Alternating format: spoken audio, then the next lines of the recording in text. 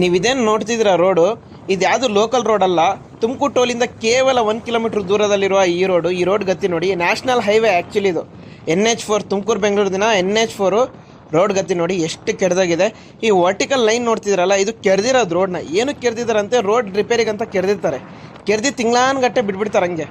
Actually road repair ಮಾಡ್ಬೇಕಂದ್ರೂ ಒಂದು rules ಇದೆ, layer by layer ಮಾಡಬೇಕು. ಒಂದು ಲೇಯರ್ ಮಾಡಿ ಇನ್ನೊಂದು ಲೇಯರ್ ಕ್ಲಿಯರೆನ್ಸ್ ಕೊಡಬೇಕು ಹೋಗೋಕ್ಕೆ. ಈ ಥರ ಮಾಡಿದರೆ ಎಸ್ಪೆಷಲಿ ಬೈಕ್ನವ್ರಿಗೆ ತುಂಬಾ ಪ್ರಾಬ್ಲಮ್ ಆಗುತ್ತೆ. ಬೈಕ್ ತುಂಬ ಸ್ಲಿಪ್ ಆಗೋ ಚಾನ್ಸಸ್ ತುಂಬ. ನನ್ನ ಗಾಡಿನೇ ತುಂಬ ಸ್ಲಿಪ್ ಆಗ್ತಿತ್ತು. ಕಾರ್ಗಳು ಲಾರಿಗಳು ಹೋಗ್ಬಿಡ್ತವೆ.